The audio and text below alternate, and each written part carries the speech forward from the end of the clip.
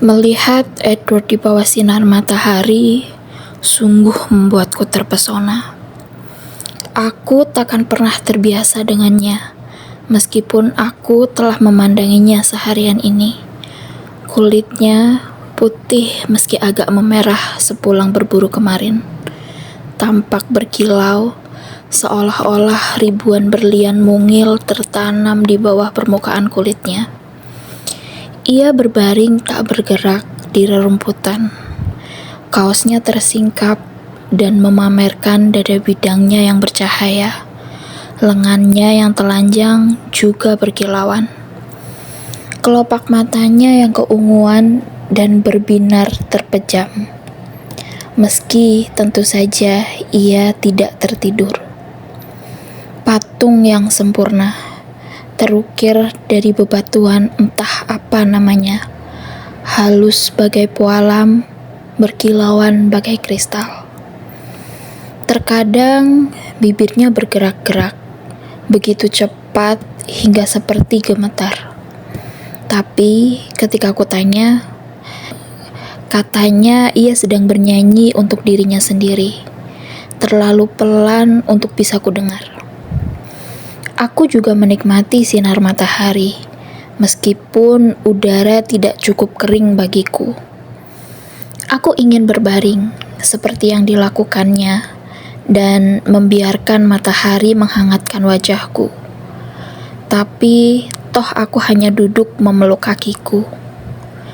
Dagu kuletakkan di lutut, tak ingin berpaling dari wajahnya.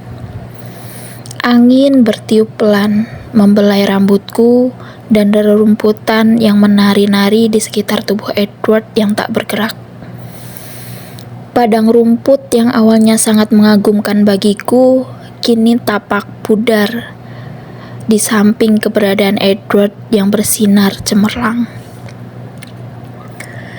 Dengan ragu-ragu, selalu khawatir, bahkan sekarang, bahwa ia akan menghilang bagai halusinasi, terlalu indah untuk menjadi kenyataan. Kuulurkan satu jariku dan kuelus punggung tangannya yang berkilauan, yang berada di dekatku. Aku kembali mengagumi tekstur kulitnya yang sempurna, halus bagai satin, dingin seperti batu. Ketika aku memandangnya lagi, matanya terbuka mengamatiku. Hari ini warnanya coklat keemasan, lebih ringan dan hangat setelah berburu. Senyumnya dengan cepat mengembang di sudut bibirnya yang tak bercela. "Aku tidak membuatmu takut, kan?" guraunya. Tapi aku bisa mendengar rasa penasaran yang sesungguhnya dalam suara lembutnya. Tak lebih dari biasanya, ia tersenyum lebih lebar. Giginya mengilap di bawah sinar matahari. Aku beringsut mendekat. Sekarang, mengulurkan tangan untuk menyusuri lekuk lengan bawahnya dengan ujung jari. Jemariku gemetaran, dan aku tahu ini pun takkan luput dari perhatiannya. "Kau keberatan?" tanyaku, karena ia sudah memejamkan mata lagi. "Tidak," katanya tanpa membuka mata. "Kau tak dapat membayangkan bagaimana rasanya," ia mendesah. Dengan lembut, tanganku menyusuri otot lengannya yang sempurna, mengikuti jejak samar nadinya yang kebiruan menuju lipatan sikunya. Dengan tangan lain, aku meraih dan membalikan tangannya. Menyadari apa yang kuinginkan, ia membalikan tangan dengan cepat. Gerakannya membuatku terkesiap. Aku terkejut. Sesaat jari-jariku membeku di lengannya. "Maaf," gumamnya. Aku mendongak tepat saat matanya yang berwarna emas menutup lagi. Terlalu mudah menjadi diriku sendiri ketika bersamamu. Ku angkat tangannya, membolak-balikannya sambil mengamati matahari yang menyinari telapak tangannya. Ku dekatkan tangannya ke wajahku, mencoba melihat sisi kulitnya yang tersembunyi. "Katakan, apa yang kau pikirkan?" bisiknya. Aku melihat dan mendapatinya menatapku, mendadak begitu lekat. Masih tidak biasa untukku untuk tidak mengetahui. Kau tahu, kita semua merasa seperti itu setiap saat. Hidup ini sulit. Apakah aku hanya membayangkan nada sesal dalam suaranya? Tapi kau tidak memberitahuku. Aku sedang berharap dapat mengetahui apa yang kau pikirkan. Ujarku ragu-ragu. Dan aku berharap dapat mempercayai bahwa dirimu nyata. Dan aku berharap aku tidak takut. Aku tidak ingin kau takut. Suaranya menggungam lembut. Aku mendengar apa yang tak sanggup dikatakannya sejujurnya. Bahwa aku tak perlu takut. Bahwa tak ada yang perlu ditakuti. Well, bukan rasa takut itu yang kumaksud. Meskipun jelas itu sesuatu yang perlu dipikirkan.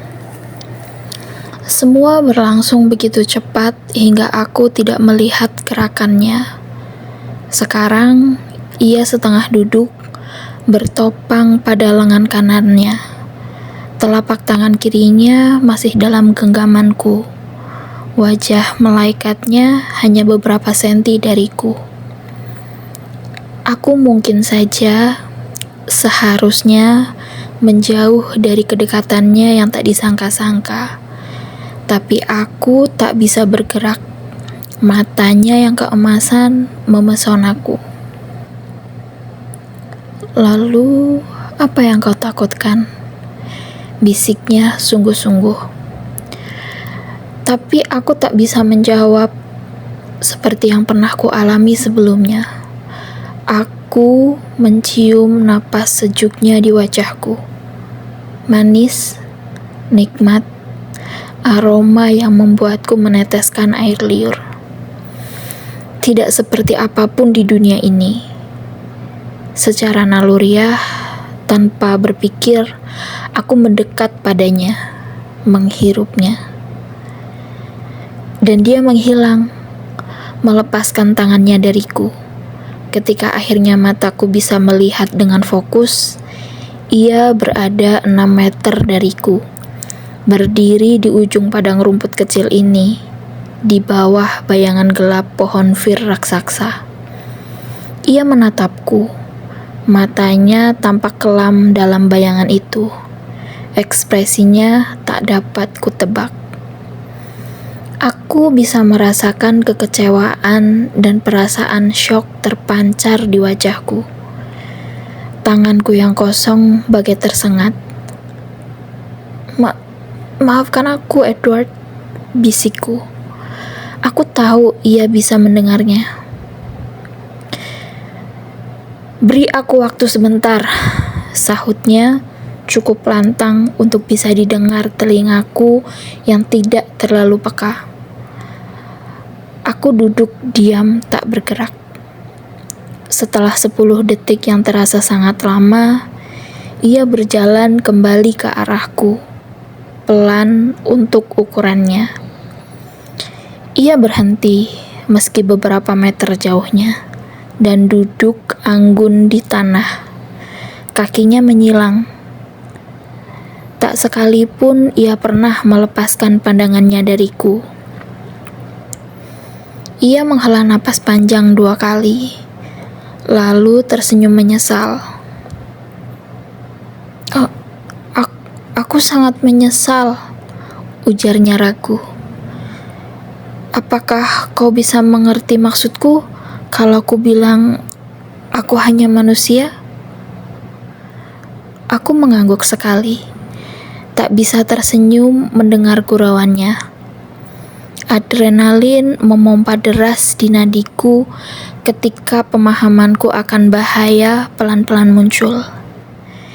Ia dapat menciumnya dari tempatnya duduk sekarang. Senyumnya berubah mengejek. Aku predator terbaik di dunia, bukankah begitu? Segala sesuatu tentang diriku mengundangmu mendekat. Suaraku, wajahku, bahkan aromaku. Seperti aku membutuhkannya saja. Tak disangka-sangka ia sudah bangkit berdiri, pergi langsung lenyap dari pandangan, dan muncul kembali di bawah pohon yang sama seperti sebelumnya. Setelah mengelilingi padang rumput hanya dalam setengah detik. Seperti kau bisa kabur saja dariku. Ia tertawa getir. Ia mengulurkan satu tangannya dan tanpa kesulitan mematahkan dahan yang sangat lebat dari batang pohonnya, hingga menimbulkan bunyi patahan yang mengerikan. Beberapa saat ia menimbang-nimbangnya dengan tangannya, lalu melemparnya begitu cepat, mengempaskannya ke pohon besar lain. Pohon itu bergoyang dan bergetar. Lalu ia sudah berada di hadapanku lagi, setengah meter dariku, kaku bagai batu. Seperti kau bisa melawanku saja, katanya lembut. Aku duduk tak bergerak, merasa lebih takut padanya daripada selama ini. Aku tak pernah melihatnya begitu bebas di balik penyamarannya yang sempurna. Ia tak pernah benar-benar lebih tidak manusiawi atau lebih menawan dengan wajah pucat dan mata membelalak. Aku duduk bagai burung siap dimangsa ular. Matanya yang indah seolah berkilat-kilat karena perasaan senang yang meluap-luap. Lalu, ketika detik demi detik berlalu, percikan itu memudar. Ekspresinya perlahan berganti menjadi kesedihan yang purba. "Jangan takut," gumamnya. Suara lembutnya tak disengaja terdengar menggoda. Aku berjanji," ujarnya ragu. "Aku bersumpah tidak akan menyakitimu." Ia kelihatan lebih ingin meyakinkan dirinya sendiri daripada aku. "Jangan takut," bisiknya lagi sambil mendekat dengan amat perlahan. Ia duduk luwes dengan gerakan tak bergegas yang disengaja, hingga wajah kami sejajar, hanya terpisah 30 senti. "Kumohon maafkan aku," pintanya. "Aku bisa mengendalikan diri, kau membuatku tak berdaya. Tapi sekarang aku dalam keadaan sangat terkendali." Ia menunggu, tapi aku masih tak sanggup bicara. "Sejujurnya hari ini aku tidak merasa haus." Ia mengedipkan mata. Mendengar itu, aku harus tertawa, meski suara tawaku gemetar dan tertahan. "Apakah kau baik-baik saja?" tanyanya lembut, perlahan dan hati-hati mengulurkan tangannya yang bak pualam dan kembali menggenggam tanganku. Aku memandang tangannya yang dingin dan halus, lalu matanya.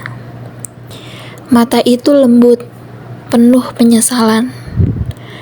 Aku kembali menatap tangannya, kemudian dengan sengaja menelusuri garis tangannya dengan ujung jariku. Aku memandangnya dan tersenyum gugup. Senyuman balasannya sungguh memesona. "Jadi, Tadi kita sampai di mana sebelum aku bersikap kasar? Tanyanya dengan aksen tempo dulu yang lembut. Sejujurnya, aku tak bisa mengingatnya. Ia tersenyum, tapi wajahnya tampak malu. Kurasa kita sedang membicarakan kenapa kau merasa takut di samping alasan yang sudah jelas. Oh, benar. Jadi, aku menunduk menatap tangannya dan dengan lembut menggerak-gerakkan tanganku di telapak tangannya yang berkilauan. Detik demi detik pun berlalu. Betapa mudahnya aku marah, desahnya. Aku menatap matanya dengan cepat, memahami bahwa setiap kejadian ini adalah hal baru baginya, juga bagiku. Dan terlepas dari begitu banyaknya hal tak terpahami yang dialaminya bertahun-tahun, ini juga masih sama sulitnya baginya. Ku besarkan hatiku melihat kenyataan ini. Aku takut karena alasan yang jelas, aku tak bisa terus di dekatmu. Dan aku takut keinginan untuk terus bersamamu lebih kuat daripada seharusnya. Aku menunduk menatap tangan-tangannya ketika mengatakan semua itu. Sulit bagiku untuk mengatakannya secara gamblang. Ya, timpalnya pelan. Jelas itu sesuatu yang perlu ditakutkan. Keinginan untuk bersamaku. Itu sungguh bukan keinginanmu yang terbaik. Aku cemberut. Aku seharusnya pergi sejak lama, desahnya. Aku seharusnya pergi sekarang, tapi aku tak tahu apakah aku bisa. Aku tidak ingin kau pergi, gumamku sedih. Seraya menunduk lagi. Itulah sebabnya aku harus pergi. Tapi jangan khawatir. Pada dasarnya, aku makhluk egois. Aku terlalu menginginkan kehadiranmu untuk melakukan apa yang seharusnya aku lakukan. Aku senang. Jangan. Ia menarik tangannya. Kali ini lebih lembut. Suaranya lebih parau daripada biasanya. Parau untuk ukurannya, tapi toh tetap masih lebih indah daripada suara manusia manapun. Sulit rasanya untuk mengikutinya. Perubahan suasana hatinya yang tiba-tiba selalu membuatku terlambat memahami situasi dan bingung. Bukan hanya keberadaanmu yang kuinginkan. Jangan pernah lupakan itu. Jangan pernah lupa aku lebih berbahaya bagimu daripada bagi orang lain. Ia berhenti, dan aku melihatnya diam-diam memandang ke dalam hutan. Aku berpikir sesaat. Sepertinya aku tidak mengerti apa sebenarnya yang kau maksud. Terutama bagian terakhir, kataku. Ia kembali menatapku dan tersenyum. Belum apa-apa, suasana hatinya lagi-lagi berubah. Bagaimana aku menjelaskannya? Godanya. Tanpa membuatmu takut lagi,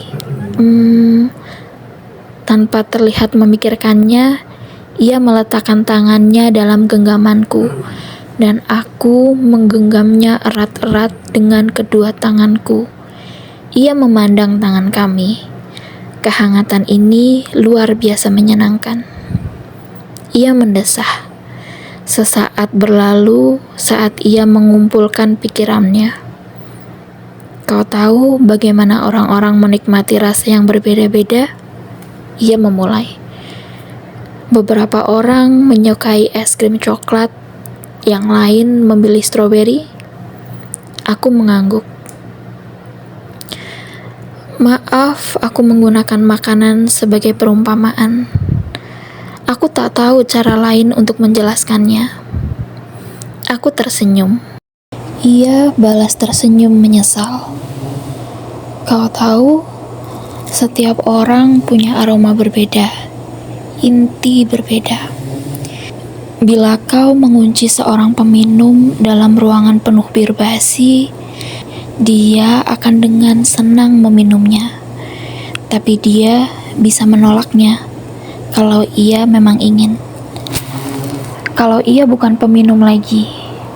Sekarang misalnya, kau taruh sebotol brandy berumur ratusan tahun di ruangan itu. Koknak langka terbaik dan memenuhi ruangan itu dengan aromanya yang hangat. Menurutmu, apa yang akan dilakukannya?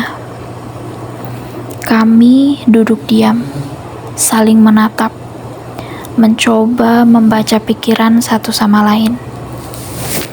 Dialah yang akhirnya mengakhiri keheningan itu. Barangkali itu bukan perbandingan yang tepat. Barangkali terlalu mudah untuk menolak brandy. Mungkin aku harus mengganti si peminum dengan pecandu heroin. Jadi maksudmu, aku semacam heroin bagimu? Godaku, berusaha mencairkan suasana. Ia langsung tersenyum, sepertinya menghargai usahaku. Iya, kau adalah heroin bagiku. Apakah itu sering terjadi? Tanyaku. Ia memandang melampaui puncak pohon, memikirkan jawabannya. Aku membicarakan hal ini dengan saudara-saudara laki-lakiku. Ia masih memandang kejauhan. Bagi Jasper, kalian manusia kurang lebih sama. Dialah yang terakhir bergabung dalam keluarga kami. Sulit baginya untuk sama sekali berpantang. Dia tak punya waktu untuk menumbuhkan kepekaan, untuk membedakan aroma, juga rasa. Ia memandangku, raut wajahnya menyesal. Maaf, katanya. Aku tak keberatan. Kumohon jangan khawatir kau akan membuatku tersinggung, atau takut, atau apapun. Begitulah caramu berpikir. Aku bisa mengerti, atau setidaknya mencoba. Jelaskan saja sebisamu. Ia menghela napas dalam-dalam dan kembali menatap langit. Jadi, Jasper tak yakin apakah dia pernah menemukan seseorang yang sama. Ia ragu, mencari-cari kata yang tepat. Menariknya seperti kau bagiku, yang membuatku tidak menggunakan akal sehat. Emmet boleh dibilang sudah lebih lama bersama kami, jadi dia mengerti maksudku. Dia mengatakan sudah 2 kali mengalaminya. Yang kedua lebih kuat daripada yang pertama. Dan kau? Tidak pernah. Kata itu melayang sesaat di sana, dalam embusan angin yang hangat. Apa yang dilakukan Emmet? Tanyaku memecah keheningan. Pertanyaan yang salah. Wajahnya menjadi gelap. Tangannya mengepal dalam genggamanku. Ia membuang muka. Aku menunggu, tapi ia takkan menjawab. Kurasa aku tahu, kataku akhirnya. Ia melirik. Wajahnya muram, memohon. Bahkan yang terkuat di antara kita pun pernah hilaf. Bukan begitu? Apa yang kau minta dariku? Izinku? Suaraku lebih tajam daripada yang kuinginkan. Aku mencoba membuat suaraku lebih ramah. Aku bisa menebak harga yang harus dibayarnya karena telah bersikap jujur. Maksudku, apakah tidak ada harapan lagi? Betapa tenangnya aku membahas kematianku sendiri. Tidak. Tidak, ia langsung menyesal. Tentu saja ada harapan.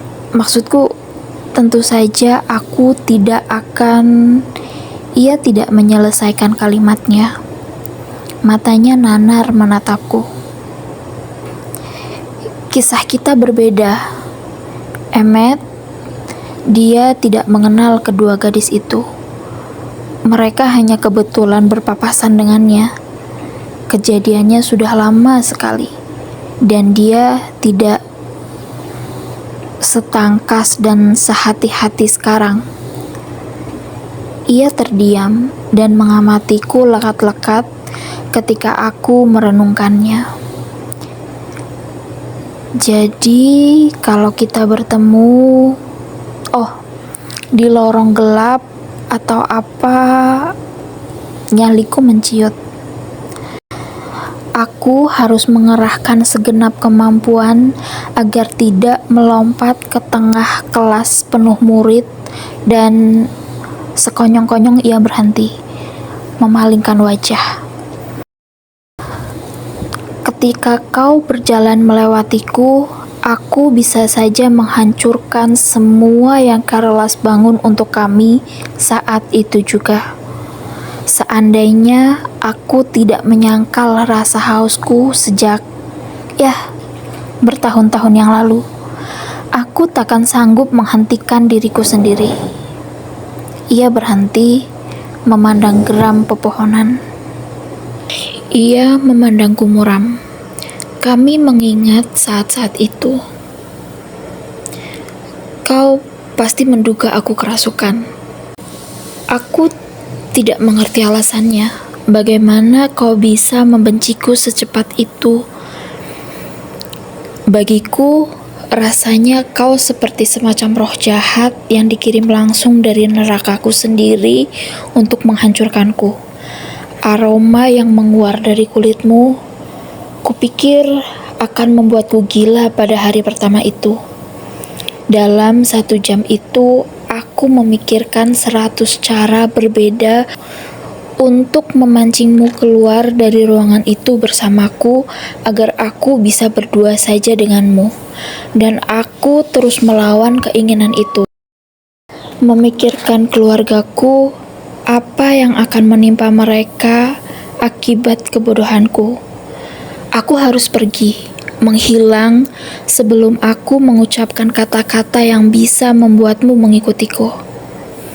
Ia menatap ekspresiku yang gentar ketika mencoba memahami ingatannya yang pahit. Ia menatap ekspresiku yang gentar ketika mencoba memahami ingatannya yang pahit. Matanya yang keemasan membara di balik bulu matanya, menghipnotis dan mematikan. Kau pasti datang, ujarnya. Aku mencoba berkata dengan tenang. Tidak diragukan lagi. Dahinya mengerut ketika ia menatap tanganku, membebaskanku dari kekuatan tatapannya. Kemudian, ketika aku sia-sia berusaha mengatur jadwalku agar bisa menghindarimu, kau ada di sana, di ruangan kecil hangat itu, begitu dekat. Aroma tubuhmu membuatku sinting. Saat itu, aku nyaris menculikmu. Hanya ada 1 manusia lemah di sana. Sangat mudah untuk diatasi. Tubuhku gemetar di bawah hangatnya matahari. Ingatanku diperbarui lewat matanya.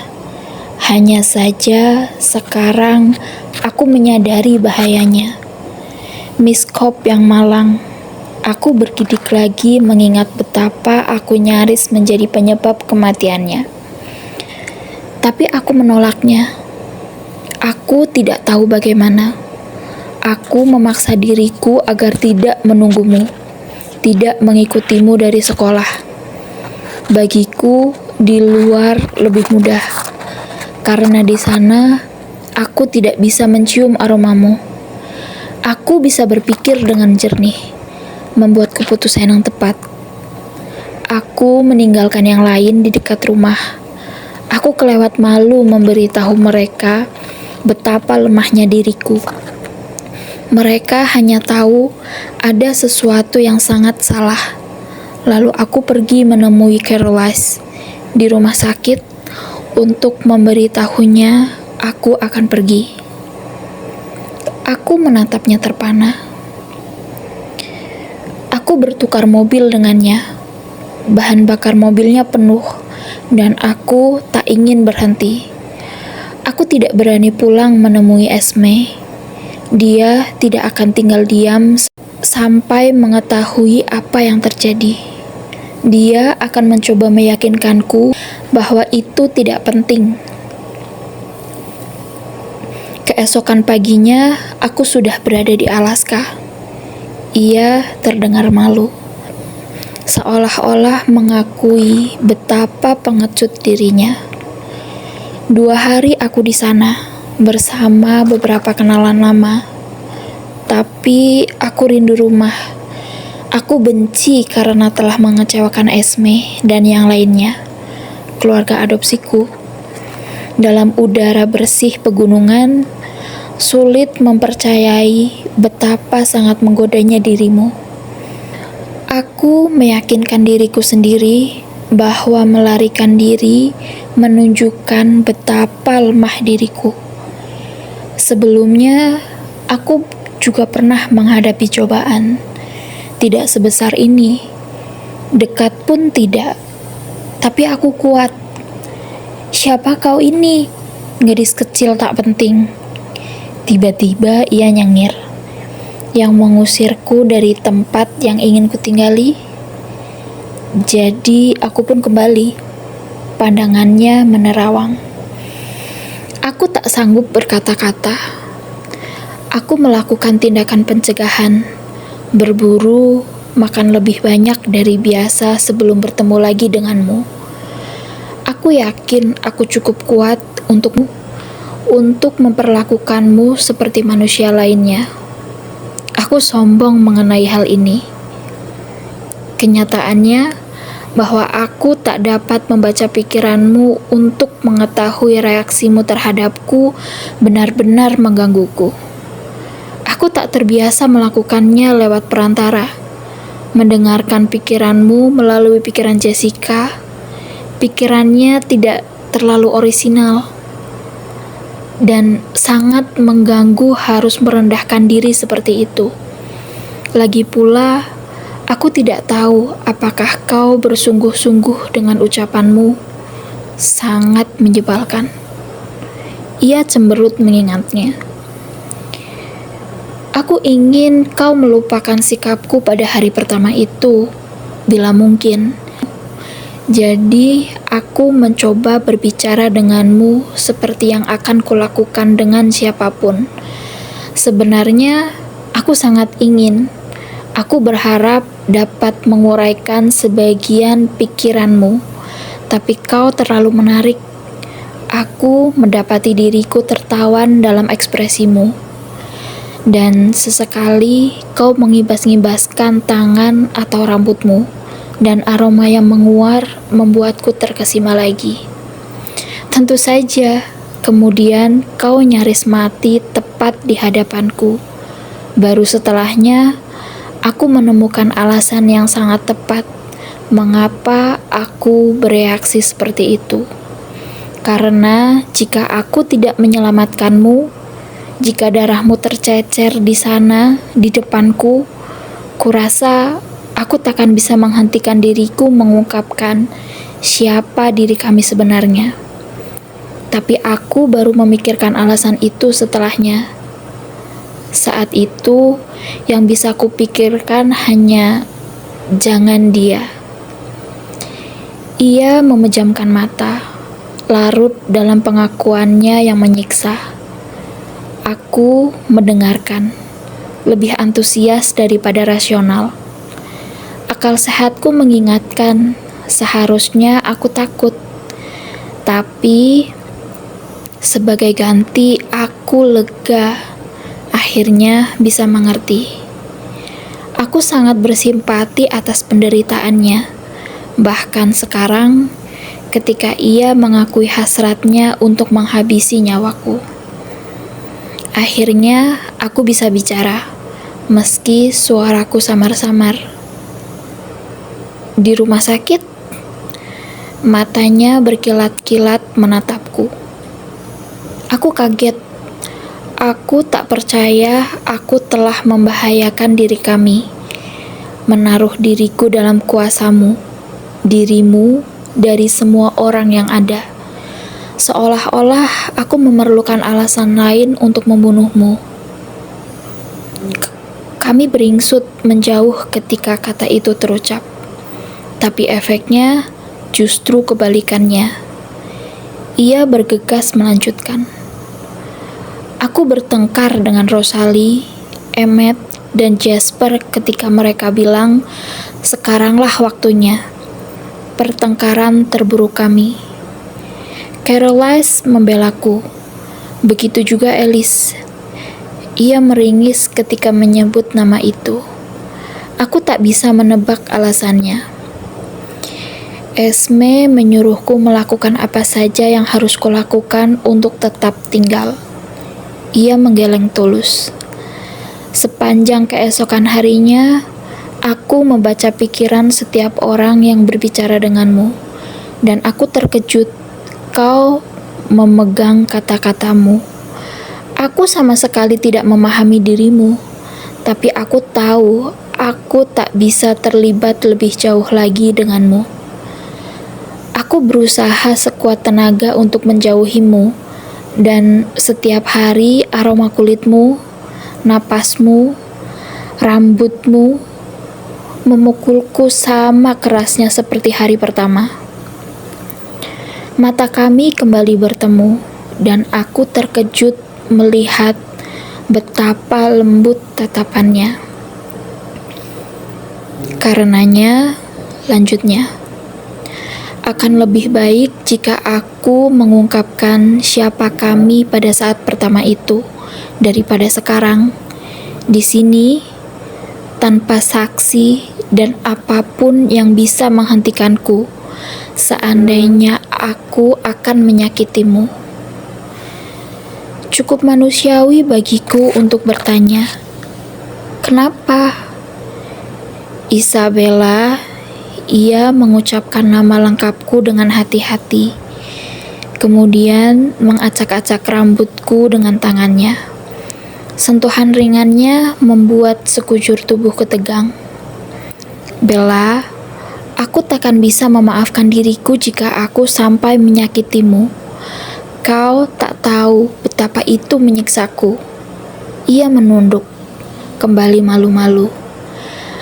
Bayangan dirimu kaku, putih, dingin, tak bisa melihatmu merona lagi, tak bisa melihat kelebatan intuisi di matamu ketika mengetahui kepura-puraanku, rasanya tak tertahankan. Ia menatapku dengan matanya yang indah, namun tersiksa. Kau yang terpenting bagiku sekarang, terpenting bagiku sampai kapanpun. Kepalaku berputar karena betapa cepatnya pembicaraan kami berubah-ubah.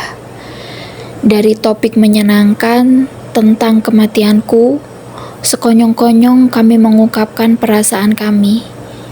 Ia menunggu, dan meskipun aku menunduk mengamati tangan kami, aku tahu matanya yang keemasan mengawasiku. Kau sudah tahu bagaimana perasaanku.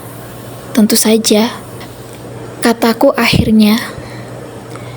Aku ada di sini, yang secara kasar berarti aku lebih baik mati daripada harus menjauh darimu.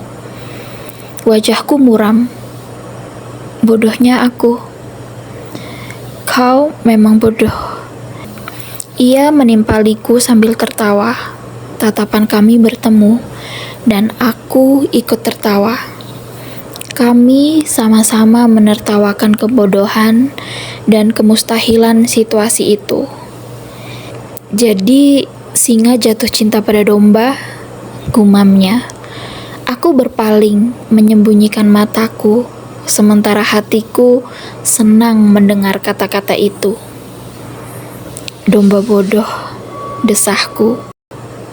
Singa masokistik menjijikan. Lama sekali ia memandang hutan yang gelap, dan aku bertanya-tanya kemana pikirannya telah membawanya. Kenapa? Aku memulai, kemudian berhenti, tak yakin bagaimana meneruskannya. Ia memandangku dan tersenyum. Sinar matahari membuat wajah dan giginya berkilauan. Ya? Katakan padaku kenapa kau lari dariku sebelumnya. Senyumnya memudar. Kau tahu kenapa? Tidak, maksudku tepatnya apa salahku? Aku harus berjaga-jaga. Tahu, jadi sebaiknya aku mulai belajar apa yang tidak seharusnya kulakukan. Ini contohnya. Aku membelai punggung tangannya. Sepertinya tidak masalah. Ia tersenyum lagi. Kau tidak melakukan kesalahan apapun, Bella. Itu salahku. Tapi aku ingin membantu, kalau bisa, agar ini tidak lebih sulit bagimu. Well, sesaat ia memikirkannya. Masalahnya, kau begitu dekat. Kebanyakan manusia dengan sendirinya menjauhi kami, mundur karena keanehan kami. Aku tidak berharap kau akan sedekat ini, dan aroma lehermu. Ia berhenti sesaat, melihat apakah ia membuatku marah. Baik, kalau begitu, kataku bergurau, mencoba mencairkan suasana yang tiba-tiba tegang. Aku melipat daguku. Aku takkan memperlihatkan leherku.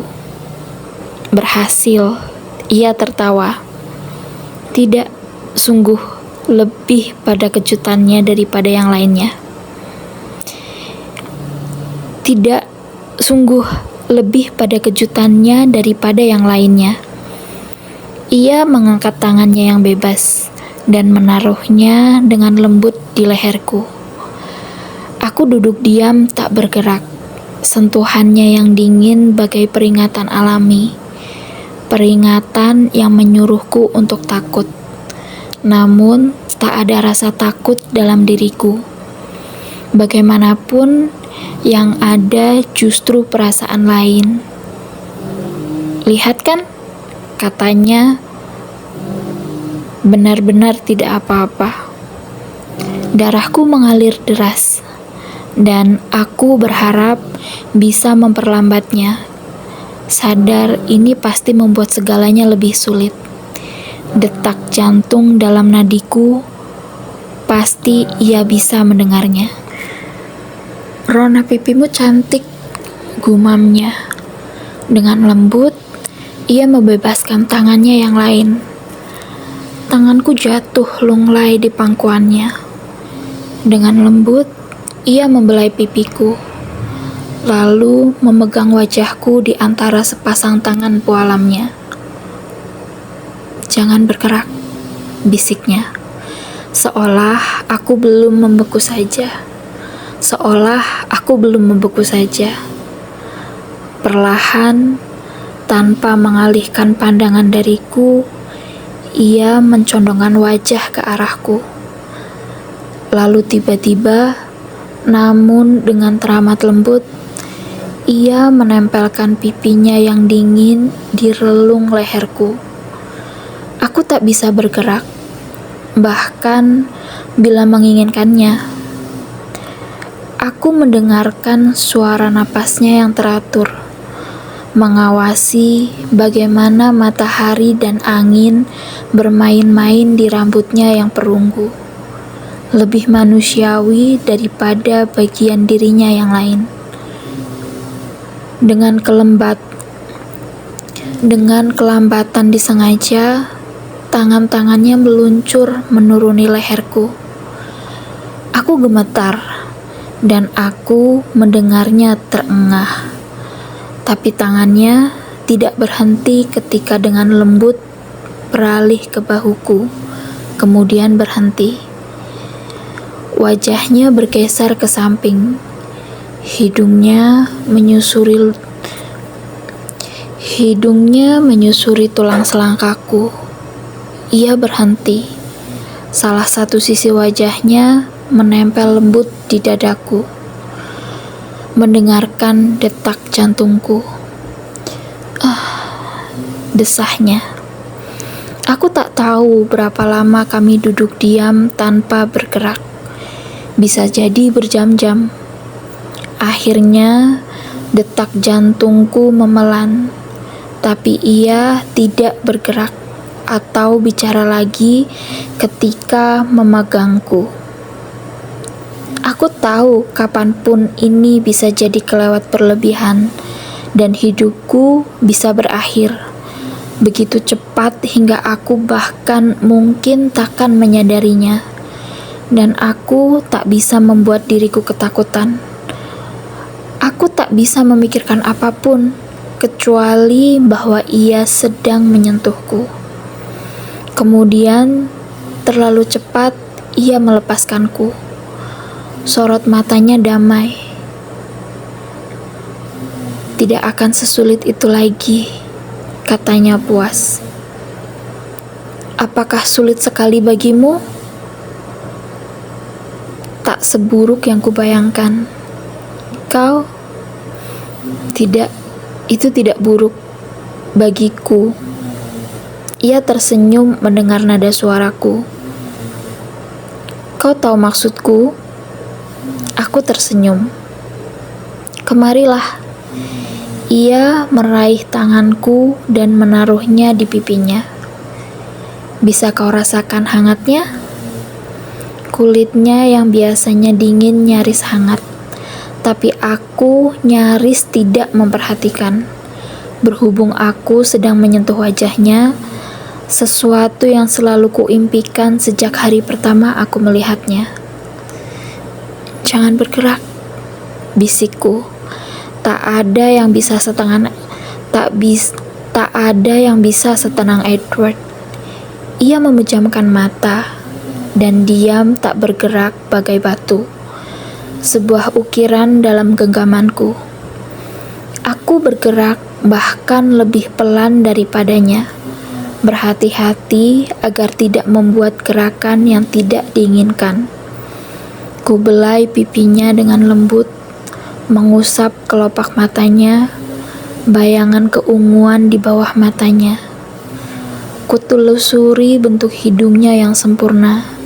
Kemudian, dengan sangat berhati-hati, ku telusuri bibirnya yang tak bercelah. Bibirnya membuka di bawah tanganku, dan aku bisa merasakan hembusan napasnya yang sejuk di ujung jemariku. Aku ingin mencondongkan tubuh, menghirup aromanya. Jadi, ku jatuhkan tanganku dan menjauh. Tak ingin mendorongnya terlalu jauh. Ia membuka mata, dan keduanya tampak kelaparan. Bukan dengan cara yang membuatku takut, tapi yang membuat otot perutku tegang dan jantungku berdebar-debar lagi. Kuharap, bisiknya. Kuharap kau bisa merasakan kesulitan, kebingungan yang kurasakan, agar kau mengerti. Ia mengulurkan tangannya ke rambutku, kemudian dengan hati-hati mengusap wajahku. Katakan padaku, desahku. Kurasa aku tidak bisa. Sudah kubilang, di lain sisi, rasa lapar, haus yang menjadikanku makhluk tercela, kurasakan padamu. Dan kurasa kau bisa memahami itu, meskipun ia setengah tersenyum. Berhubung kau tidak kecanduan obat-obat terlarang, barangkali kau tak bisa mengerti sepenuhnya. Tapi Jemarinya menyentuh lembut bibirku, membuatku gemetaran lagi. Ada hasrat lain, hasrat yang tak bisa ku mengerti, sesuatu yang asing bagiku. Aku mungkin mengerti itu lebih baik dari yang kau sangka. Aku tak terbiasa merasa begitu manusiawi. Apakah rasanya selalu seperti ini? Bagiku, aku berhenti. Tidak pernah sebelumnya. Ia menggenggam tanganku di antara kedua tangannya, begitu rapuh dalam kekuatan baja yang dimilikinya. Aku tak tahu bagaimana caranya dekat denganmu. Ia mengaku. Aku tak tahu apakah aku bisa. Dengan sangat perlahan, ku condongkan tubuhku, mengingatkannya lewat tatapanku. Ku tempelkan pipiku di dadanya yang keras. Aku hanya bisa mendengar desah napasnya. Tak ada yang lain. Ini sudah cukup, desahku memejamkan mata. Dengan gerakan yang amat manusiawi, ia memelukku dan menekankan wajahnya di rambutku. Untuk urusan ini, kau lebih baik daripada yang kusangka, sahutku. Aku punya naluri manusia. Naluri itu mungkin saja terkubur dalam-dalam, tapi masih ada. Lama sekali kami duduk seperti itu. Aku bertanya-tanya, mungkinkah ia sama enggannya untuk bergerak seperti halnya diriku? Tapi aku bisa melihat cahaya mulai memudar. Bayangan hutan mulai menyentuh kami, dan aku pun mendesah. Kau harus pergi. Kupikir kau tak bisa membaca pikiranku. Sudah jelas, aku bisa mendengar senyuman dalam perkataannya. Ia meraih bahuku dan aku menatap wajahnya. Bisakah aku memperlihatkanmu sesuatu? Pintanya. Kegembiraan tiba-tiba menyala-nyala di matanya. Memperlihatkan apa? Akan kuperlihatkan bagaimana aku berjalan-jalan di hutan. Ia mengamati ekspresiku. Jangan khawatir, kau akan sangat aman, dan kita akan tiba di trukmu lebih cepat daripada yang kau bayangkan. Bibirnya menyunggingkan senyum yang begitu indah, hingga jantungku nyaris berhenti berdetak. Apakah kau akan berubah menjadi kelelawar? Tanyaku berhati-hati. Ia tertawa, lebih keras daripada yang pernah aku dengar. Seolah-olah aku belum pernah mendengar yang satu itu saja. Benar, aku yakin kau sering mendengarnya. Ayo, pengecut kecilku naik ke punggungku. Aku menunggu untuk meyakinkan apakah ia bergurau, tapi tampaknya ia bersungguh-sungguh. Ia tersenyum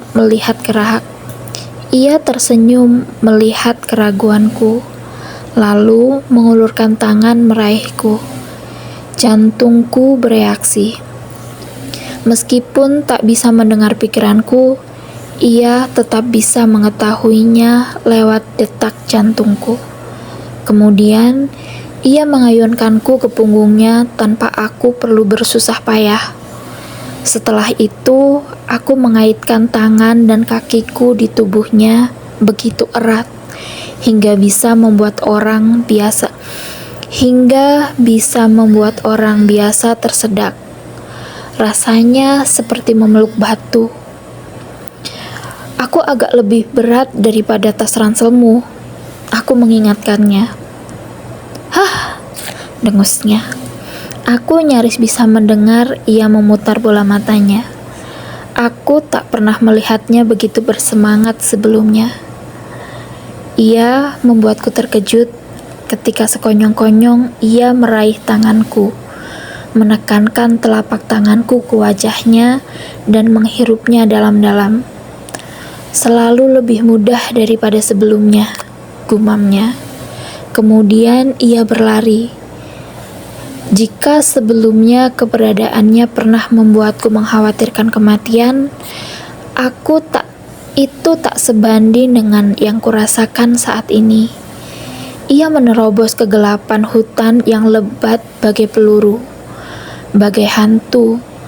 Tak ada suara, tak ada bukti ia memijakkan kaki di tanah. Irama napasnya tak pernah berubah, tidak menunjukkan bahwa ia mengerahkan segenap tenaga. Tapi pepohonan di sekitar kami berkelebat sangat cepat, selalu luput menyentuh kami.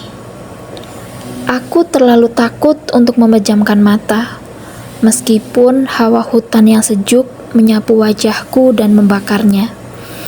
Aku merasa seolah-olah dengan bodohnya menjulurkan kepala keluar jendela pesawat yang sedang mengudara. Dan untuk pertama kali dalam hidupku, aku merasa mabuk. Kemudian selesai. Kami mendaki berjam-jam tadi pagi untuk mencapai padang rumput Edward. Dan sekarang, dalam hitungan menit, kami sudah sampai lagi di truk. Asik bukan? Suaranya meninggi, senang. Ia berdiri tak bergerak, menungguku turun. Aku mencobanya, tapi otot-ototku kaku. Lengan dan kakiku tetap mengunci tubuhnya, sementara kepalaku berputar-putar dan membuatku tidak nyaman. Bella, panggilnya. Sekarang terdengar was-was. Rasanya aku perlu berbaring. Aku menahan napas. Oh, maaf. Ia menungguku, tapi aku masih tetap tak bisa bergerak. Sepertinya aku perlu bantuan, ujarku. Ia tertawa pelan dan dengan lembut melepaskan cengkramanku di lehernya. Kupasrahkan diriku. Kemudian ia menarikku menghadapnya, menggendongku seolah aku kanak-kanak. Ia memelukku sebentar, lalu hati-hati menurunkanku ke atas hamparan pakis. Bagaimana perasaanmu? Tanyanya. Aku tidak yakin apa yang kurasakan saat kepalaku berputar cepat sekali. Rasanya pusing. Letakkan kepalamu di antara kedua lututmu. Aku mencobanya dan lumayan membantu. Aku bernapas pelan, menjaga kepalaku tetap tenang. Aku merasakan ia duduk di sisiku. Waktu berlalu dan akhirnya aku dapat mengangkat kepala. Telingaku berdenging. Kurasa itu bukan gagasan yang bagus, gumamnya. Aku mencoba bersikap positif, namun suaraku lemah. Tidak, itu tadi sangat menarik. Wah, wajahmu sepucat hantu begitu? Oh, bukan. Kau sepucat aku. Seharusnya tadi aku memejamkan mata. Lain kali ingat itu. Lain kali, rangku. Ia tertawa. Suasana hatinya masih bagus. Tukang pamer, gumamku. Buka matamu, Bella. Suaranya pelan. Dan di sanalah dia, wajahnya sangat dekat denganku. Ketampanannya memukauku, terlalu berlebihan. Kelebihan yang belum bisa membuatku terbiasa. Aku sedang berpikir ketika aku berlari. Ia terdiam. Kuharap bukan tentang tidak menabrak pepohonan. Bella, kau lucu. Ia tergerak. Berlari adalah sesuatu yang alami, bukan sesuatu yang harus kupikirkan. Tukang pamer, gumamku lagi. Ia tersenyum. Bukan, ya. Aku berpikir ada sesuatu yang ingin kucoba, dan ia memegangi wajahku dengan tangannya lagi. Aku tak bisa bernapas. Ia ragu-ragu, tidak seperti biasanya. Seperti cara manusia. Bukan seperti pria yang ragu-ragu sebelum mencium wanita, untuk mengira-ngira bagaimana reaksinya, untuk melihat bagaimana wanita itu menerimanya. Barangkali ia ingin mengulur-ulur waktu, saat penantian yang tepat terkadang lebih baik daripada ciuman itu sendiri. Edward ragu untuk menguji dirinya sendiri, untuk mengetahui apakah ini aman, untuk memastikan dirinya masih dapat mengendalikan hasratnya. Kemudian, bibir pualamnya yang dingin menekan lembut bibirku, tapi kami sama sekali tidak siap dengan reaksiku. Darahku mendidih dan membara di bibirku. Napasku terengah-engah. Jemariku meremas rambutnya, mencengkeram tubuhnya di tubuhku. Bibirku membuka saat kuhirup aroma tubuhnya yang keras. Tiba-tiba, kurasakan ia mematung di bawah bibirku. Dengan lembut dan tegas, tangannya mendorong wajahku. Aku membuka mata dan melihat ekspresinya yang waspada. Ups, desahku. Itu namanya melecehkan. Tatapannya liar, rahangnya menegang. Meski begitu, artikulasinya tetap sempurna.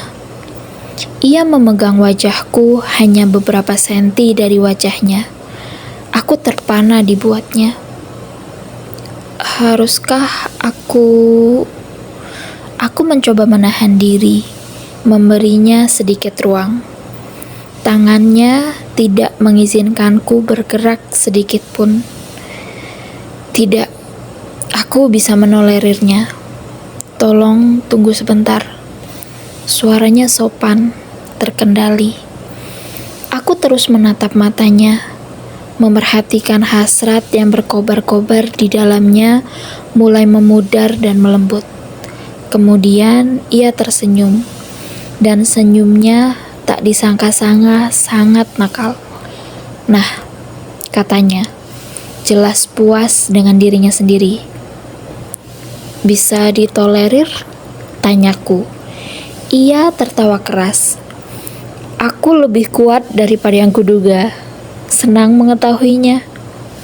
Kuharap aku bisa mengatakan yang sama. Maafkan aku. Kau toh hanya manusia biasa. Terima kasih banyak, sahutku getir. Dalam satu gerakan luwes dan cepat, ia sudah berdiri. Ia mengulurkan tangan padaku. Gerakan yang tak kusangka-sangka. Aku begitu terbiasa berhati-hati agar kami tak bersentuhan. Ku genggam tangannya yang dingin, memperlakukannya lebih dari dugaanku. Memerlukannya lebih dari dugaanku. Keseimbanganku belum kembali sepenuhnya. Apa kau masih mau pingsan akibat lari kita tadi?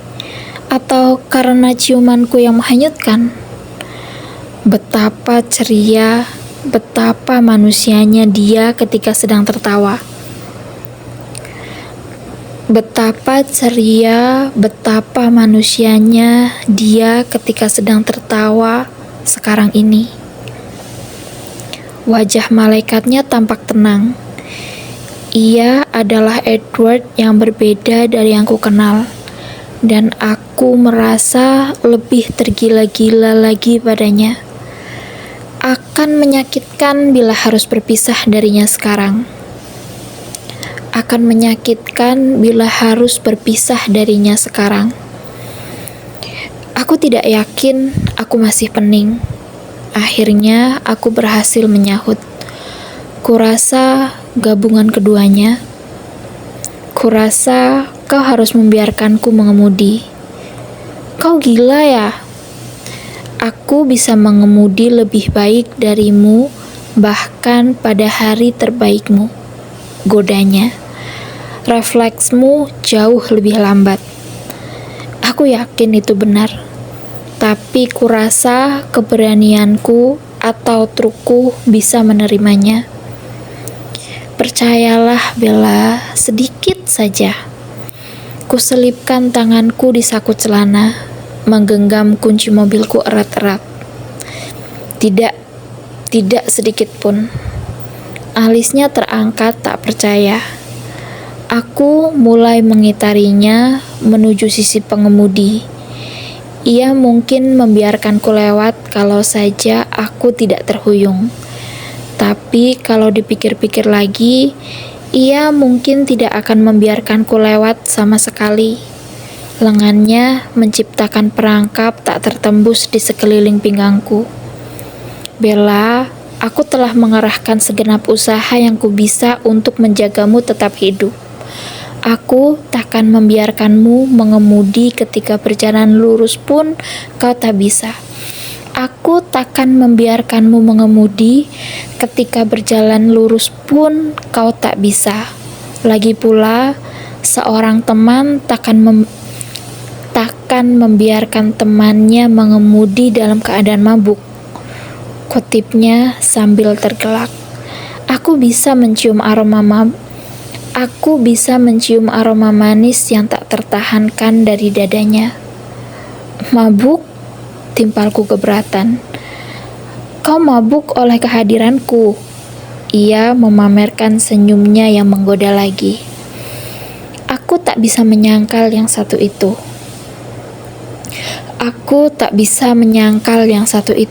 Desahku. Tak ada jalan keluar. Aku tak bisa menolaknya untuk apapun. Aku mengangkat kunci trukku tinggi-tinggi dan menjatuhkannya. Mengamati tangannya berkelebat bagai kilat dan menyambarnya tanpa suara. Santai saja, trukku sudah cukup tua. Sangat masuk akal, timpalnya. Dan apakah kau sama sekali tidak terpengaruh? Tanyaku jengkel. Oleh kehadiranku? Lagi-lagi ekspresinya yang mudah berubah berganti lagi menjadi lembut dan hangat. Awalnya ia tidak menjawab. Ia hanya menundukkan wajahnya ke arahku dan mengusapkan bibirnya perlahan sepanjang rahangku, mulai dari telinga ke dagu, berulang-ulang. Aku gemetaran.